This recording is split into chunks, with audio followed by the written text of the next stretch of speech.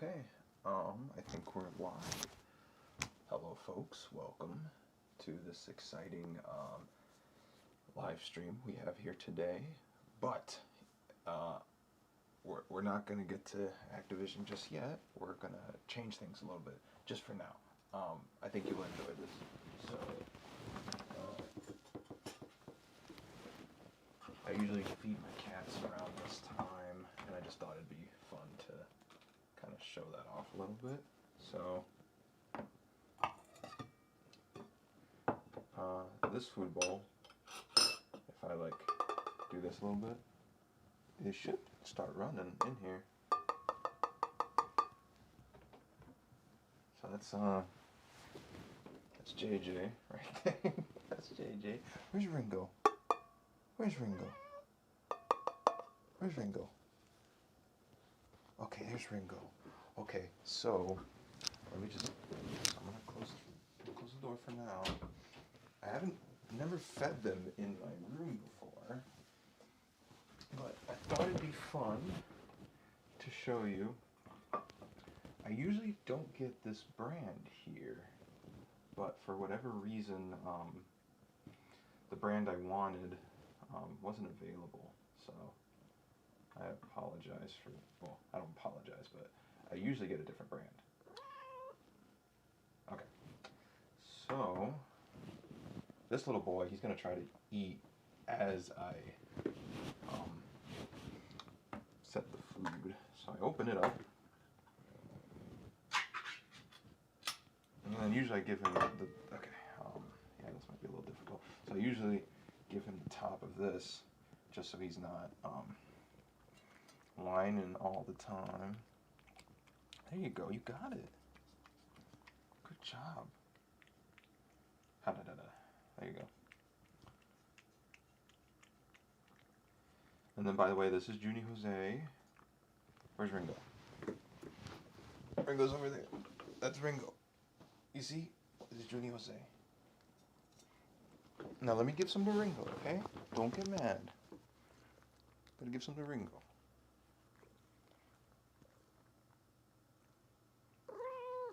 There you go.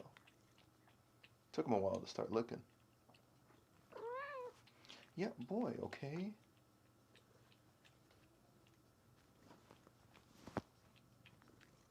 You gotta wait sometimes, boy. Okay, so now that's out of the way. Okay, so now I have to take him off my seat because I have to start separating the food. So they each get half. Get out of here. Get out of here. Get out of here, boy. Yeah, you can stay there, but don't get on this table. Okay? Don't even think about it. Don't. Go. Yeah, wait, your turn, okay? So, I wish I could show you. Get out of here. Get out of here.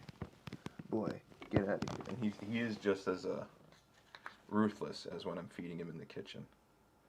He's just always trying to get the food. Even though he knows I'm going to feed him. He knows. You know I'm going to feed you.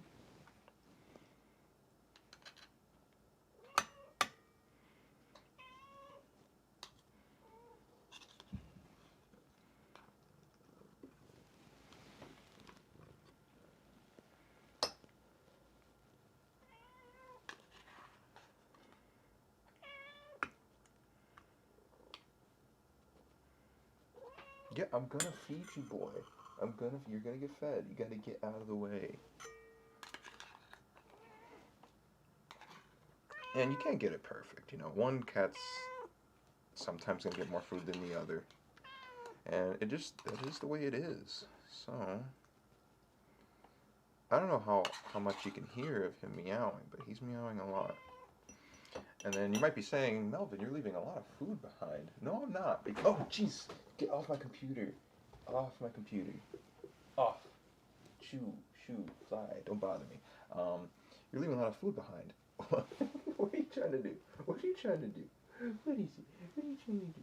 What are you trying to do? No, he'll eat it. He'll definitely eat the rest of the food. What I've learned is I used to wash the can and then put it away.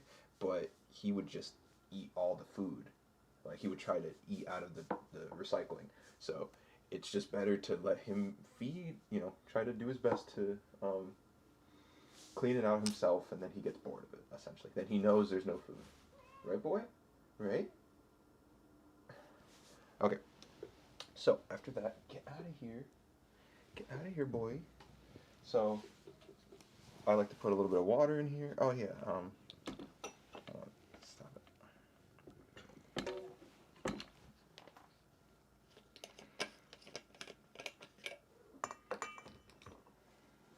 I like to put a little bit of water in each of their food. I know it's wet food already, so there is water, but it doesn't hurt to put a little bit more. I asked my vet if that's okay, and they said it's fine. So I have to put a little bit of water, not too much, just so they get their extra water. So I just put a little bit, not too much. And then I try to swoosh it around a little bit so that the gravy kind of gets a little bit. Yeah, you're gonna get fed, boy. You're gonna get fed. Your meowing doesn't make it go any faster. So there you go, just so it gets that gravy in there. He's scaring the crap. Seriously, boy.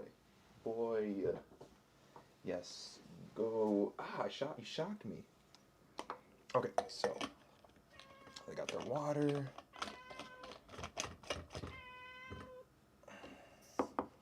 And then I don't really swoosh this one around because the bowl is smaller, and he's gonna eat all of it no matter what. He will, if there's food involved, he'll eat all of it. Okay? Now, finally, what I do after that is, you see, I have a spoon. I have a dirty spoon. Who's gonna lick the dirty spoon? It's this one. You might be asking, wherever he is, where'd Ringo? Where'd Ringo go? Oh, he's still there. So you might be asking, hey, why don't I give him some food? I do try to. He's not like as food centric as my other boy.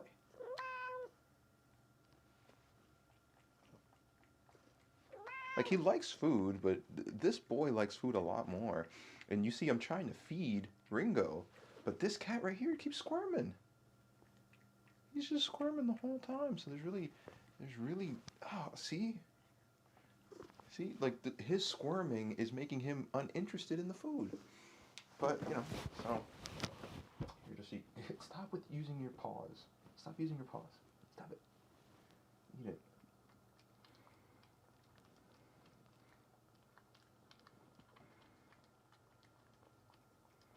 There you go. You gotta lick the spoon clean, okay? It has to be clean.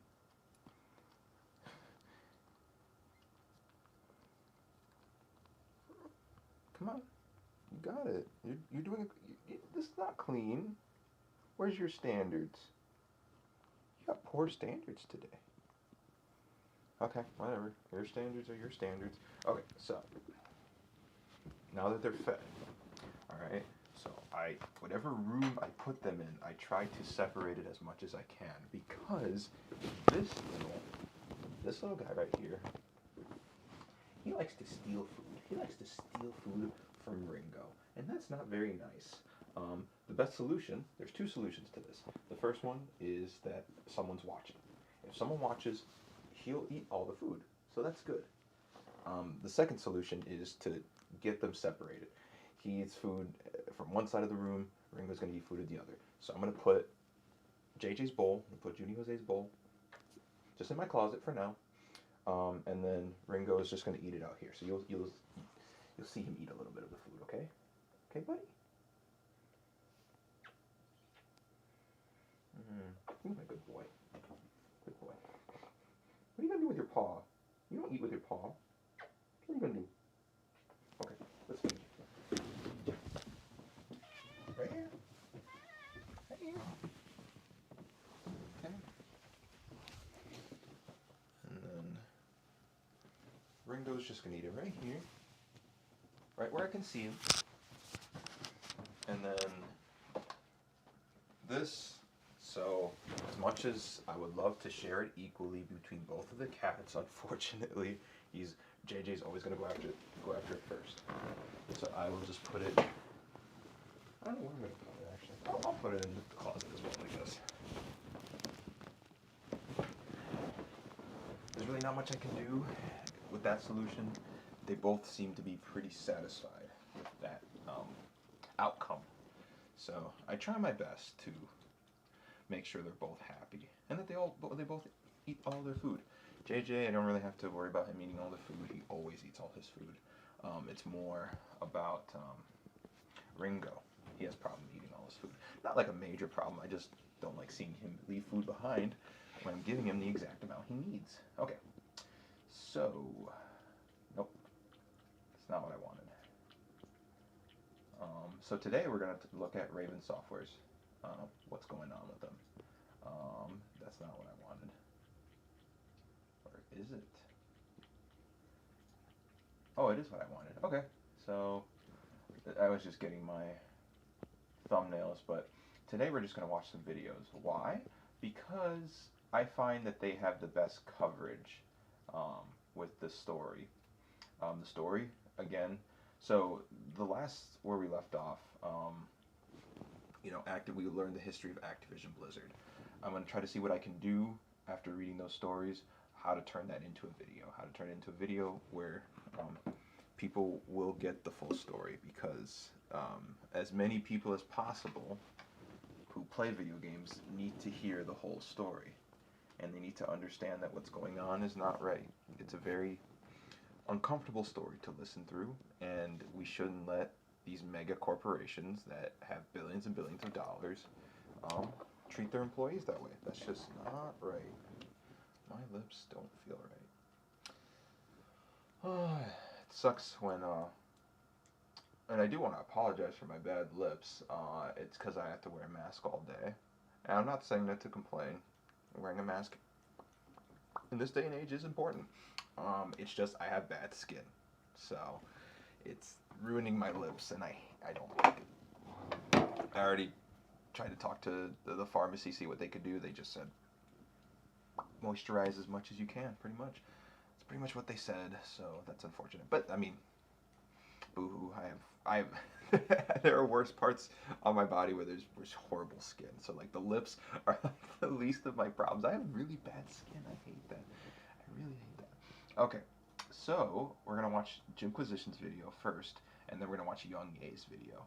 I haven't seen Young Ye's video on it yet, but I have seen Jimquisition's, and it pretty much tells the whole story in great detail. So I just think that's the one we should look through.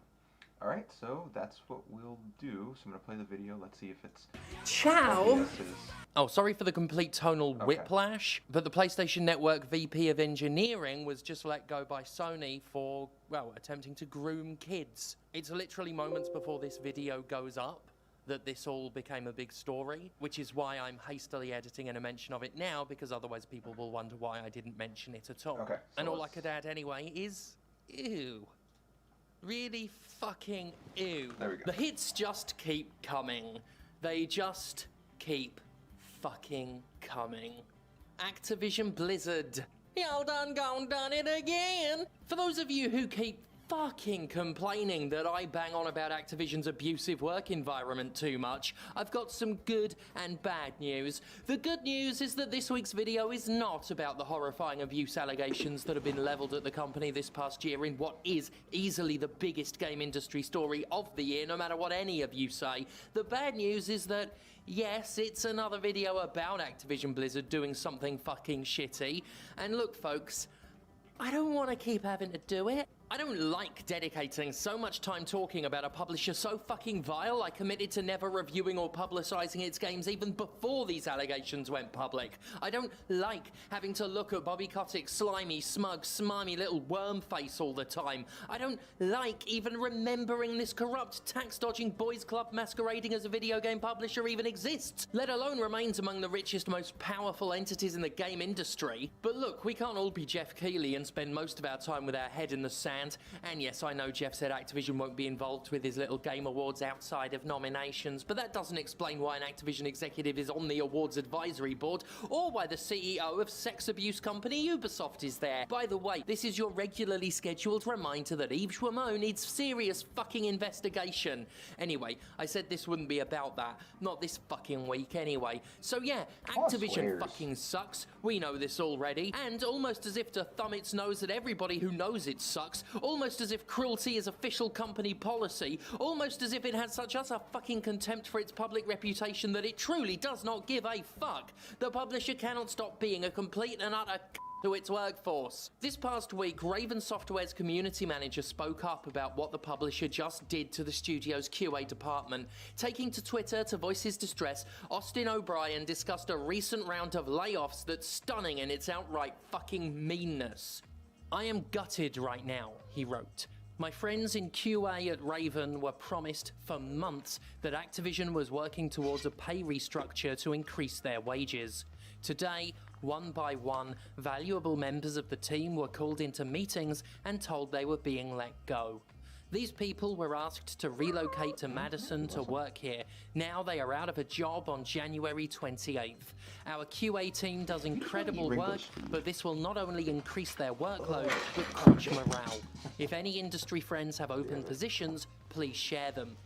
If it isn't clear, this is bullshit. It's unfair to these people to string them along, promising something better, and then let them go. I am infuriated right now. Raven Software has worked on a number of Call of Duty titles, including the massively successful Call of Duty Warzone, Activision's COD-flavoured answer to Fortnite. The Battle Royale FPS has made ridiculous amounts of bank for the publisher, raking in $1.93 billion this year. Can. Right there. Can. There you go. Found it.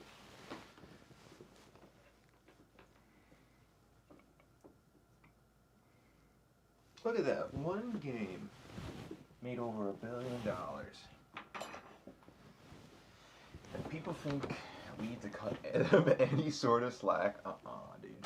Year, while the series overall makes billions more. With a live service style game requiring constant monitoring, fixing and updating, one would assume that a QA department is both hardworking as hell and more than deserving of a significant chunk of change. This is certainly what the department was led to believe, if O'Brien is correct. Oh, and by the way, hats fucking off to O'Brien for speaking up publicly with his name attached in an industry that routinely punishes anybody for daring to complain about mistreatment in the game industry. That is a hell of a fucking risk to take. So yeah, Call of Duty has made billions of dollars for the company, and the company's response has been to lay off staff members in the most morale-crushing way possible. Classy! Real fucking classy. And a perfect example of how these goddamn corporations operate, because it doesn't matter how successful a company is, it doesn't matter the amount of money games might rake in, layoffs happen regardless of success, sometimes even because of it. It's not enough, you see, for a company to make tons of money. They've got to maintain the myth of infinite growth. They've got to convince the shareholders that no matter how much cash they made this year, they'll always make more next year, and the year after that, and the year after that. One quick and dirty way of doing this is layoffs, jettisoning the staff that made you your billions in the first place to save money on having to pay them now. It's all part of the illusion, the capitalist grift that cash flow is infinite and corporations can grow in perpetuity forever, and it's a tactic Activision has deployed many, many times. The sheer cruelty of these particular layoffs, however, is truly jaw-dropping. Activision didn't need to do any of this, not the layoffs in the first place, and certainly not the building up of false hope. It's bad enough that the company would give workers the boot in the middle of ridiculous financial success. It's another thing entirely to string them along for weeks, for months, with the promise of more pay before doing it. Why? Why fucking do that? The cruelty is the point is a phrase used to describe the petty and hateful actions of the powerful when they attack, persecute, and otherwise cause harm to the less powerful. And for a company as steeped in maltreatment and malice as Activision, it's not hard to believe that cruelty is, for them, its own sick reward. Activision has a habit of inflicting this kind of unfair uncertainty on its employees. The infamous layoffs of 2019, in which Activision let go of hundreds of workers right after CEO wanker Bobby Kotick boasted of record revenue was preceded by months of staff members living with the sword of Damocles over their heads. Activision knew the layoffs were coming, but kept quiet while fears of such a thing spread across Activision and Blizzard. For months, workers were stressed about their job security before the hammer fell, all while Kotick told the shareholders how fucking great they were doing. Meanwhile, Kotick himself got to pocket $155 million in bonus pay this year alone. Bonus, as in, it's not part of the millions of dollars this fucking billionaire already gets out of the company. I'm reminded, as I regularly am, of the people who defend exploitative in-game economies to me by saying it helps make money, and making money helps protect developers' jobs. One industry pundit in particular, who shall remain nameless, argued that they buy microtransactions explicitly to support developer jobs. This is and always has been bullshit. Not only have the devs already been paid for their project work, with the excess money flowing upward to excessive executive payouts, but as we've seen time and time again, like I just said, these layoffs happen in spite of any revenue, and quite possibly as a result of it. The resulting saved money from layoffs acting as a chaser to the shot of the profit rolling in. Call of Duty has made billions of dollars. Billions of dollars from selling bullshit fake currency, flogging manipulative battle passes, and endlessly drowning players in cosmetics and shitty little XP boosters. And that didn't protect anybody when it came time for Activision to fudge its numbers and look just that little bit more successful. Meanwhile, the company's executives continue to take payouts of such staggering size that any single one of them could have covered the salaries of those they let go and had plenty to spare. Hell, Kotick is so fucking wealthy, he could pay everyone in the company out of his own sweaty pockets and still be exactly as rich as he was beforehand. That's what it is to be a billionaire, and that's why being a billionaire is, by the by, inherently immoral, because they've enough money to fix every problem money could solve while still remaining the richest people on the planet, and they choose every single day not to. But that's besides the point, even though it really is a good fucking point in its own right. The point is the cruelty, and the cruelty. So I feel like I think he expressed it way better than I did yesterday. Like, yeah, they have so much money that they could keep their employees and still make money. Okay, gotta separate them. Hold on, give me a sec. Gotta separate. They don't always get along, these two. And he's trying to steal the food. Why are you trying to steal the food? What are you doing? Okay, Ringo. Did a good job. Like, there's like one piece of food left. Eat the one piece. Come on, eat the one piece. Come on. If you don't, I'm just gonna stop. Get out of here. Alright, fine. Get out of here. Go. Okay, here. You want the one piece? Here. One piece. One piece of food. Eat it. Anything else you want here? That's all there is. Okay. So, do me a favor. Oh, fuck. Sorry. I don't know if I'm being mean when I'm holding him like that. I'm sorry, boy. I'm sorry, boy. I want you to just... I just want you to say goodbye to the folks. Say goodbye to all your friends. They're gonna miss you. Boy, they're gonna miss you. Okay? Say goodbye to them. Hello, folks. It's me, Junior Jose. I'm going to leave you now because I am a cat and I need to go do cat things. I don't want to stay in Melvin's room because that is boring. I need to go out and have fun. Okay? Okay, Junior Jose. Okay, Junior Jose. Oh, Ju. Okay, I'll let you go. Be free. Go. Go do cat things. Get out of here, though. Get out. No, you get out. No, I'm serious now. You get out. Go. Bye. No. Bye. I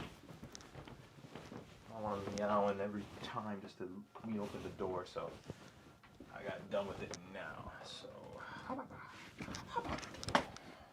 let's get back to the video. But yeah, no, I think he expressed a really good point. Like, these people have enough money to run the businesses they run. They just choose to do it this way so that they can keep more. Because the point, I guess, of companies in today's market is to keep making more money. It really doesn't matter what kind of product you make or how you treat employees. And I really do think that if you have this much money and you choose to treat your employees like garbage, you deserve to get punished for it. And I don't know why this isn't a more normal thing. And this is why I wanted to talk about the Raven Software situation, because this isn't a one-time thing. They've been doing this for years. For years. And if no one's going to do anything about it, we need to talk about it more. We need to make this more of a normal conversation. That if we see companies take advantage of other companies like this, we need to take a stand. Because honestly, Activision's not the only bad gaming company. There are quite a bit of bad gaming companies out there, and we need to talk about them. Seriously, this is not no more just lying around. We can say stuff now that we have the internet. See is the point. It is, simply put, callous at best and outright vindictive at worst that these people were punted after being promised more money, and it's set to continue, as it suggested remaining staff members are left with the same uncertainty that faced their former colleagues in 2019. I've been in touch with about half a dozen Raven testers tonight, stated Bloomberg reporter Jason Schreier. The company is informing them individually whether or not they're being laid off, but some don't have their meetings scheduled until next week, so they head into the weekend not knowing if they still have jobs. That Activision would do this amidst a massive scandal surrounding its horrifying work conditions is almost surprising, until you remember just how heartless the company has been and just how confident it seems to be that it'll never suffer any major consequences for anything it's done. Because it won't, really. It's huge, it's wealthy, it's powerful, and it has video games popular enough for a vast portion of the community to hand-wave away any misdeed, no matter how fucked up. Activision Blizzard simply doesn't care. It doesn't care how this looks. It doesn't care what you think, and it certainly doesn't care about the lives of the very people that generate its record-breaking revenue. Activision is the capitalist scam laid bare. You do all the work, so a rich man who does nothing gets even richer, and then you're axed, so his rich friends can get richer alongside him. Under threat of having no home and no food, people are coerced into the workforce and then face homeless starvation anyway once their labor has been sufficiently exploited. But look at me getting all high and mighty. I guess I should just be hyped for the fucking Game Awards or something.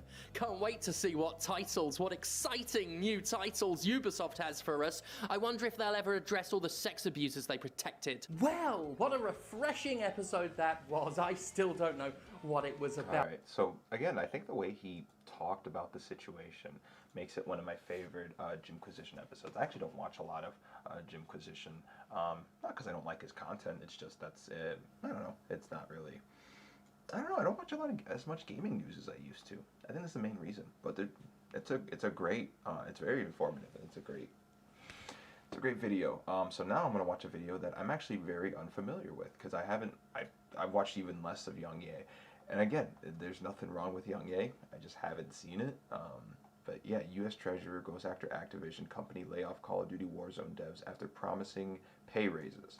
So yeah, let's and then he has sources, I believe, so that's good too. So I like that Young Ye has his sources, because that definitely helps to get the full picture. You know, you should always follow the sources, whatever they're saying, always follow the sources. But let's definitely watch this video, and let's have fun with it, okay? Activision Blizzard, ever since reports of the culture of harassment, misconduct, discrimination, and abuse was exposed, they've been facing, let's see, a DFEH lawsuit, scrutiny from various government organizations, protest strikes and walkouts alongside lawsuits from employees, mass backlash from gaming enthusiasts and the gaming community, criticisms and investigations from the media, lawsuits from investors, sponsors pulling out, even PlayStation, Xbox, and Nintendo's bosses called out Activision Blizzard and relayed their concerns about their lackluster response to the reports on Bobby Kotick's involvement and the culture that he has let perpetuate. And most recently, calls for Bobby Kotick himself to resign after a recent expose exposed his role. Did I hear my cat at the door? If it's Ringo, I'll let him in. If it's JJ, I will not. Let's see. Oh, JJ, no, get out of here. Get out of here. No. Sorry. Go, bye-bye. No. Not JJ. I love JJ. I love him. But he's gonna be out if I don't let him out, so I'm sorry. Oh no, he stays out there. I love him. I wish he was in my room more, but he meows too much. So if it was Ringo, no, because Ringo doesn't meow. He just sleeps on his bed over there. Role in that culture of harassment. Bobby Kotick himself shielded abusers and was himself an abuser. But it doesn't end there for Activision Blizzard. Add on top of all of that the fact that now 6 state treasurers have pressured Activision Blizzard over misconduct allegations, as reported here by Axios and editor Stephen Totillo. And the 6 states whose treasurers have called out Activision Blizzard are California, Massachusetts, Illinois, Oregon, Delaware, and Nevada. They were unified in their castigation against Activision Blizzard in a letter sent on November 23rd, 2021, where the treasurers asked Activision Blizzard's board of directors for a meeting to discuss your response to the challenges and investment risk exposures that face Activision. It sure as hell gives off vibes of, hey, how about you come to the principal's office? We need to talk. These treasurers also piggybacked off of the SOC's call for Blizzard CEO Bobby Kotick to resign, threatening to vote against members of the board next year if he didn't do so, the SOC being an investment group that doesn't own much in the way of Activision shares. They represent a very small minority of their shares, but, have a certain amount of influence, have been fighting back against nefarious ways that companies distribute their wealth. EA, Activision, you name it. They've recently called on Bobby Kotick to resign after the article from the Wall Street Journal exposed Bobby Kotick's role in all of this. And the treasurers, seeing the call from the SOC, said that they would weigh a call to vote against the re-election of incumbent directors. One of the treasurers is from Illinois, Michael Frerich, who told Axios, quote, "We think there needs to be sweeping changes made in the company." And he added, in addition to that, "We are concerned that the current CEO and board of directors don't have the skill set nor the conviction to institute these sweeping changes needed to transform their culture, to restore trust with employees and shareholders and their partners." Indeed, Bobby Kotick and other executives have been getting in the way of employees trying to make progress within the company by demanding new policies and changes that adhere to their demands, by hiring union-busting firms, by shredding evidence, by using coercive tactics against employees to keep them quiet, and being very slow about their responses and their deliberations, and pretending like they're on the side of employees when all of their actions have shown that it's more about them saving face and doing damage control. Let me remind you that it was Bobby Kotick who wrote that letter that Fran Townsend sent to employees that instigated Blizzard's first walkout, and then promptly apologized for the letter that he wrote when he saw how bad the backlash got, but pretended like he didn't write it, pretended like it was Fran Townsend who wrote it.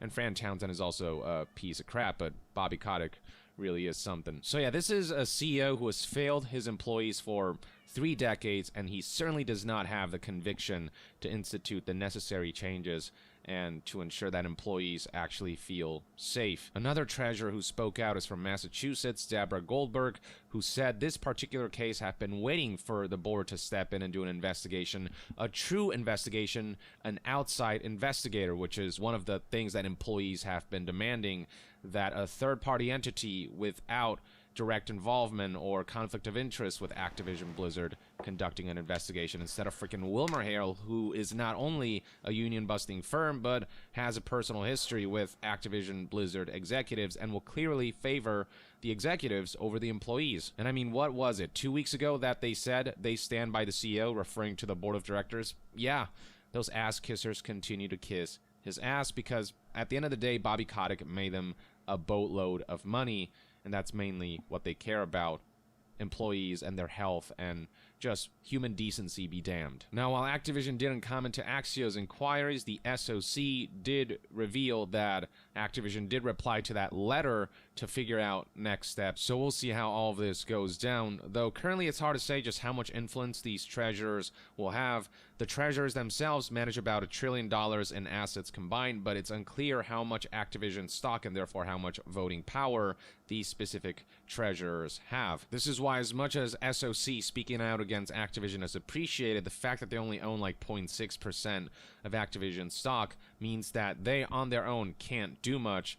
But people are keeping their fingers crossed that the SOC will be able to convince other investors to draw a line somewhere. And with the treasurers now joining in, that's certainly additional pressure for those supporting Activision Blizzard to condemn them and to pressure them in what ways they can for them to have Bobby Kotick resign. And with enough investors joining in against Activision Blizzard, be it out of pressure or out of their own volition, that would certainly go a long way, which is why it's also important that other factors like PlayStation, Xbox, and Nintendo bosses Okay, last chance. Enter Honey's giveaway now, and you could win this,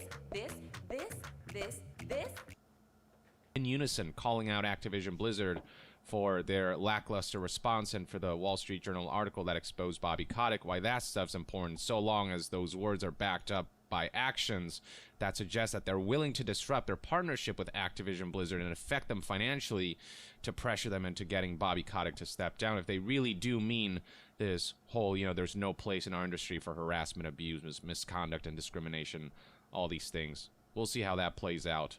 But the mounting pressure is there with the treasurers now joining in, and, I'll take any win I can get in this situation. Now, Illinois State Treasurer Michael Frerichs did confirm to Axios that their treasury does have investments in Activision Blizzard and is therefore impacted by the company's plummeting stock price. But when inquired about just how much they have invested in Activision Blizzard and how much influence they can exert, Frerichs didn't provide exact details, but he did say that one thing the treasurers bring is also a little bit of spotlight here and a little public pressure as well, so it's not all just about the number of dollars and number of shares that we have. Indeed, we saw plenty of headlines about these 6 states' treasurers joining together with this letter against Activision Blizzard, so it just keeps the conversation going, and it also adds additional pressure for other entities to also draw a line and keep that snowball rolling until Activision Blizzard is facing enough pressure for Bobby Kotick to resign from enough entities and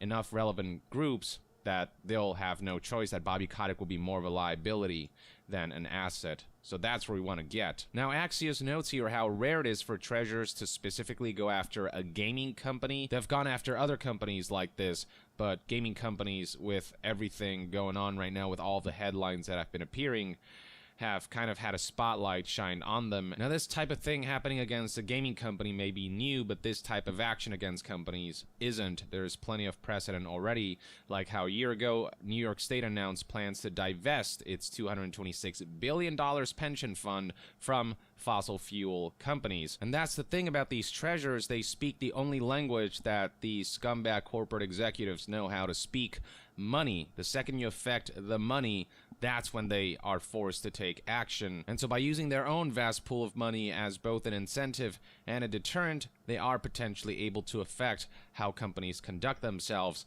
which is the point of what New York State did here. And same with when last month, Massachusetts Goldberg said her state would use its investments to pressure companies to enact better climate policies. And now Activision Blizzard is being pressured in a similar way. Do you want investments and pension funds and whatnot from the government? Then you will have to start changing the way you do things. And the treasurers want to meet with Activision Blizzard by December 20th. And here's one last quote worth noting from Frerichs, who said, "We're long-term investors and we want to see these risks that cause that penalty addressed, referring to the EEOC penalty. That penalty was a measly $18 million, which is pennies for a major multi-billion-dollar corporation like Activision Blizzard. But he said that he wants to see those risks that caused the penalty addressed, they don't happen again. He can point to, hey, we paid the victims, we're making them whole, but if you're continuing a culture that creates new victims in the future, you're creating more risk for your company.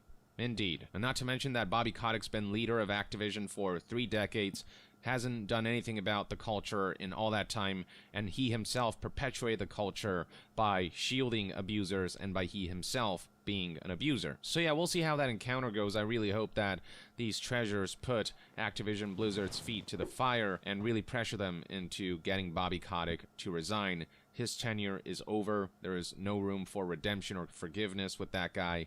He is done in the eyes of many, especially when considering some of the more recent current events with how they've mistreated their employees by firing Raven Q&A testers after having promised them higher pay by dangling a carrot in front of them that turned out to be a trap that essentially killed their job. Austin O'Brien tweeted about this by stating, "I am gutted right now. My friends in QA at Raven," who is a division of Activision Blizzard, were promised for months that Activision was working towards a pay restructure to increase their wages.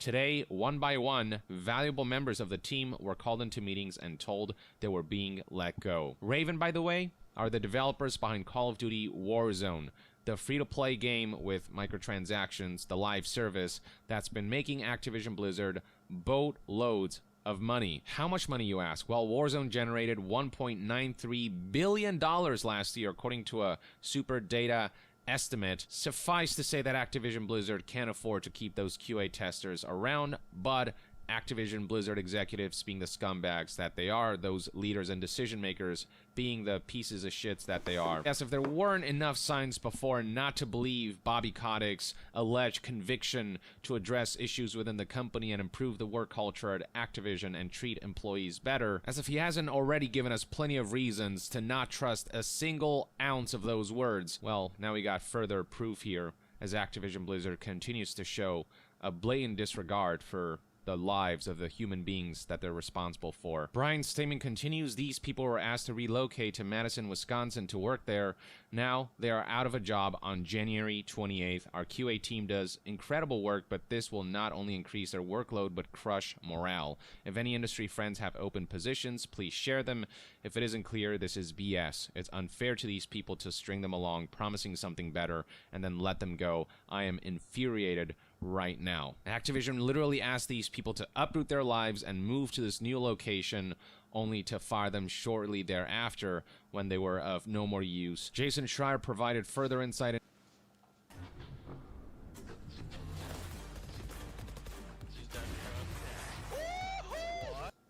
in his investigation. Activision's Raven Software, which runs Call of Duty Warzone, abruptly laid off a number of QA testers today. Others don't know if they're keeping their jobs. "This is really painful," one just told me. And then here we have additional context. "I've been in touch with about half a dozen Raven testers tonight. The company is informing them individually whether or not they're being laid off, but some don't have their meeting scheduled until next week, so they head into the weekend not knowing if they still have jobs." As of the recording of this video, it's Sunday, so they still don't know. So on top of the insulting way that Activision Blizzard has been treating these QA testers, they're deciding to put the knife in the heart slowly and painfully. I don't know what more proof is needed that Bobby Kotick needs to go, that he is an abominable human being who treats employees like fodder, like cattle, like disposable tools. It's why many people are hoping that Jeff Keighley will, at the very least, address this in some way during the Game Awards. He gave an impassioned speech when Konami screwed over Kojima by not allowing him to accept a trophy for a Metal Gear Solid 5 award. If he can give an impassioned speech about that, people are hoping he'll do the same. Okay, so, yeah, December 5th. So, I mean, yeah, I'm kind of over a month late when it comes to talking about this, but I think, again, these stories are important to listen through and pay attention and just kind of see. In solidarity with Activision Blizzard and games industry developers in general's protests against this kind of culture that has been perpetuated for far too long. It's why he drew so much backlash when he took a very neutral stance when interviewed by the Washington Post, Kotaku says right here, the Game Awards won't take sides on Activision Fallout to focus on reveals.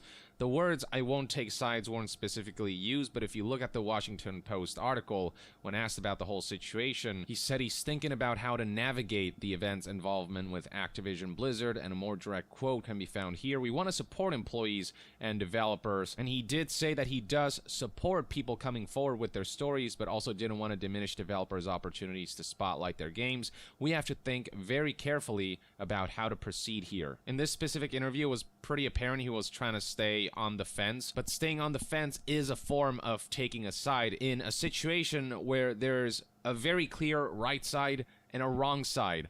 Harassment cultures within companies are wrong, period. That there shouldn't be any consideration about that. Like, if you'll call out Konami for how they treated one game director, then surely calling out Activision Blizzard for how they've treated dozens, hundreds of employees by letting this culture of harassment slide is even of higher priority and should be an even more impassioned speech. I would assume so, right? And combine the neutral stance with the fact that the Game Awards likely benefits from the involvement of companies like Activision, who pays to have their stuff advertised and who are, you know, in some form involved with the Game Awards in general, with the advisory board being comprised of an Activision executive. It's not good for optics, as Jeff Grubb put it. He doesn't say the words "I won't take sides." He told the Washington Post that he doesn't want to stop publishers from advertising their games, but he also wants to support developers coming forward.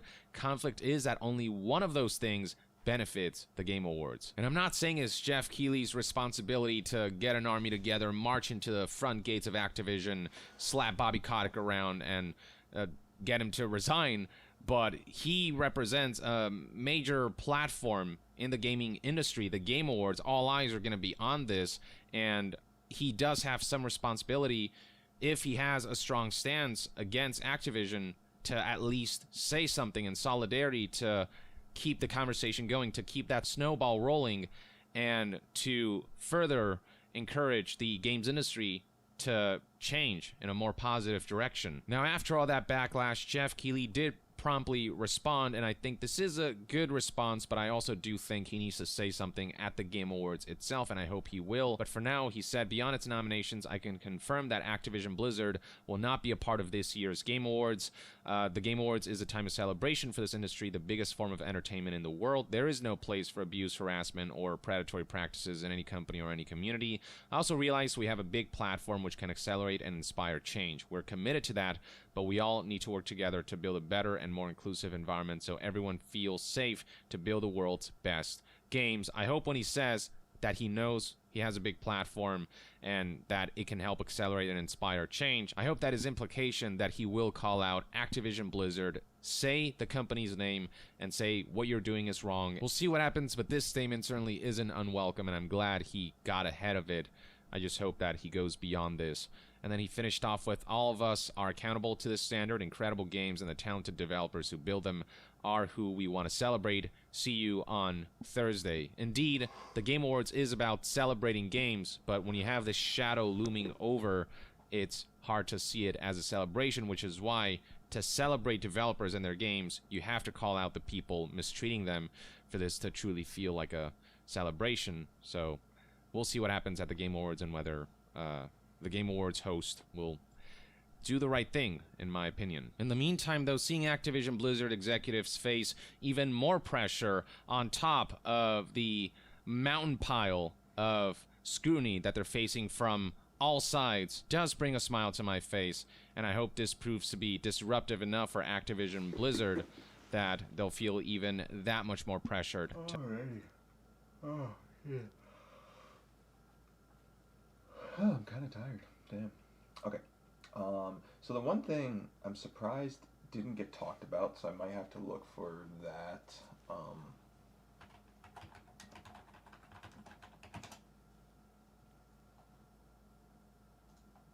Not maps. News. Activision Blizzard issue response. To Raven Software employees, a strike fund surpasses 360,000. I thought either of those videos was going to talk about the strike fund, so I'm going to try to find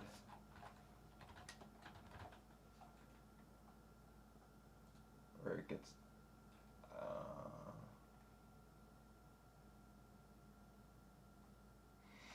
Now as the strike action enters the third week, the ABK funding surpasses more than 360,000, an Activision Blizzard spokesperson told GameIndustry.biz. So essentially what this fund is that it's supporting employees who want to speak out, and they shouldn't worry about, they'll get contributed for it, because they could lose their jobs for speaking out. So this fund is very important, and is it this? Is it the GoFundMe? Yeah, it is the GoFundMe. In June 2021, an article was published which highlighted the abuse, harassment, and discrimination that occurred within Activision Blizzard's office. Since then, Activision Blizzard leaders have continually abused, union busted, and remained apathetic to the wishes of workers. In the months since we've seen Bobby Kotick and the board of directors protect abusers and to only hold perpetrators. Fund distribution. Funds will be held to ensure that all funds are distributed fairly and appropriately to support our striking coworkers. Funds will be used first and foremost to assist with wages during an ongoing strike, as well as assisting with relocation of any Raven QA who had moved unassisted at the behest of ABK. Should any funds remain, they will be held in use of future collective actions to have our voices heard by the company. All right, so in a capitalist society, money talks. Money is the big thing. All right, so if we have any funds, that's where they should go. They should go towards, helping this situation.